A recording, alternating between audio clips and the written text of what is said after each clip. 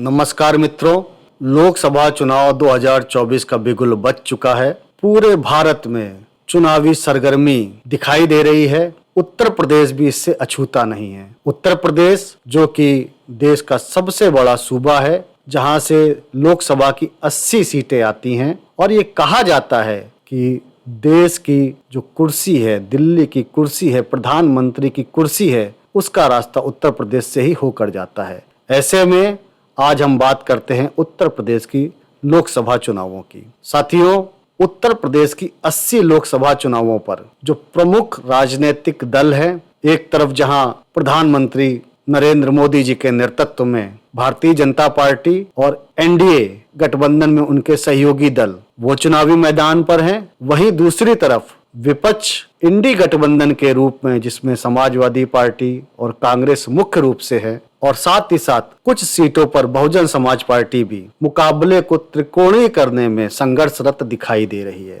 चुनावी तिथियों की घोषणा हो चुकी है, कई जगहों पर प्रत्याशियों की भी घोषणा हो चुकी है। ऐसे में जो मुख्य विपक्षी दल उत्तर प्रदेश का है, उसके राष्ट्रीय अध्यक्ष, उत्तर प्रदेश के पूर्व मुख्यमंत्री और कन्नौज जिनका कभी गढ़ रहा, वो अखिलेश यादव अभी तक कन्नौज से भी अपना प्रत्याशी देने में सक्षम नहीं हुए हैं। ये चर्चा का विषय न सिर्फ उत्तर प्रदेश में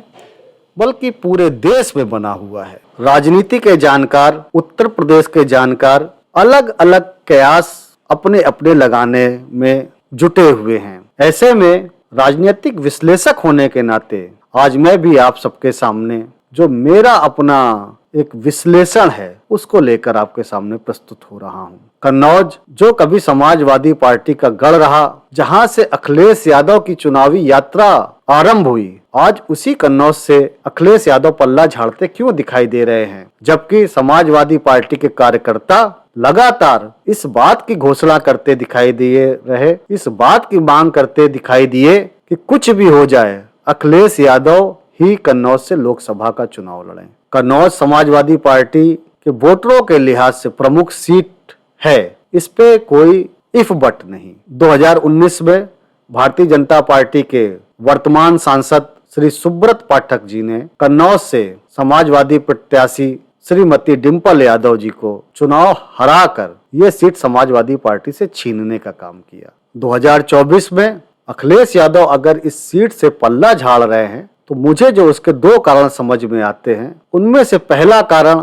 ये समझ में आता है कि अखिलेश यादव के मन में ये भय व्याप्त होगा कि कहीं ऐसा ना हो कि लोकसभा चुनाव में कन्नौज सीट से चुनाव लड़ने पर सुब्रत पाठक से वो भी हार जाएं, और अगर वो चुनाव हार जाएं तो उसके बाद जो उनका मनोबल टूटेगा, उनकी पार्टी का मनोबल टूटेगा, उसकी भरपाई नहीं की जा सकती है। तो ऐसे में बेहतर है कि स्वयं मैदान में ना आकर अपने किसी सेनापति को, अपने किसी सैनिक को मैदान में उतारा जाए ताकि हार का ठीकरा उनके सर पे ना फूटे। और दूसरा कारण जो मुझे ज्यादा बड़ा दिखाई देता है, वो कारण है कि अखिलेश यादव अभी अपने पारिवारिक लड़ाई को लड़ने में ही जुटे हुए हैं। अगर वो अपनी पारिवारिक लड़ाई को लड़ने में ना जुटे होते, अपनी पार्टी पे एकाधिकार हासिल करने का प्रयास में ना जुटे होते, कहीं ना कहीं उनके मन में चाचा शिवपाल यादव का भय ना होता, तो क्या कारण है कि अखिलेश यादव ने अपने भाई,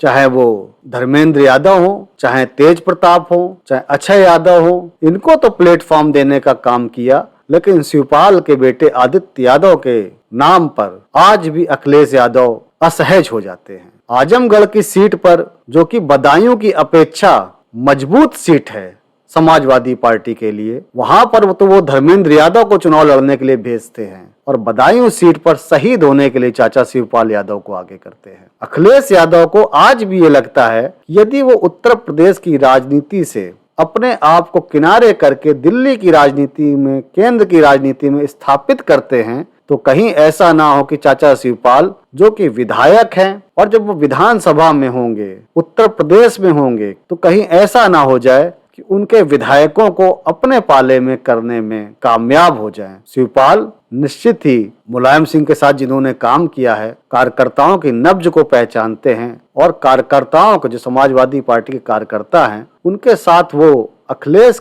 यादव की अपेक्षा कंधे से कंधा मिलाकर संघर्ष करने में ज्यादा महारत हासिल करते हैं, तो ऐसे में अखिलेश यादव को ये डर लगना स्वाभाविक ही है। और इसी डर की वजह से आज भी अखिलेश यादव शिवपाल यादव से दूरी बनाए हुए दिखते हैं। तो मित्रों, कन्नौज से अखिलेश यादव रण छोड़ते दिखाई दे रहे हैं, मैदान से भागते दिखाई दे रहे हैं। उसका सबसे बड़ा कारण यही है कि अभी भी उनके मन में चाचा शिवपाल यादव का भय व्याप्त है। उनके मन में इस बात का एहसास है कि येन केन प्रकारेण उनके पिताश्री उत्तर प्रदेश के पूर्व मुख्यमंत्री स्वर्गीय मुलायम सिंह जी ने जो उनको समाजवादी पार्टी की विरासत सौंपी है, शिवपाल यादव को किनारे करके कहीं ऐसा ना हो शिवपाल यादव उस समाजवादी पार्टी पे फिर से कब्जा करने में कामयाब हो जाएं और वो अखिलेश यादव को ही राजनीतिक वनवास पे कहीं ना भेज दें। तो साथियों, ऐसे में जो भारतीय जनता पार्टी का लक्ष्य है उत्तर प्रदेश में 80 में 80 सीटें जीतने का, उसमें कहीं भी शक और शुबा की गुंजाइश नहीं दिखाई देती है, क्योंकि पूरा विपक्ष इसी प्रयास में लगा हुआ है कि कैसे एक दूसरे को निपटाया जाए,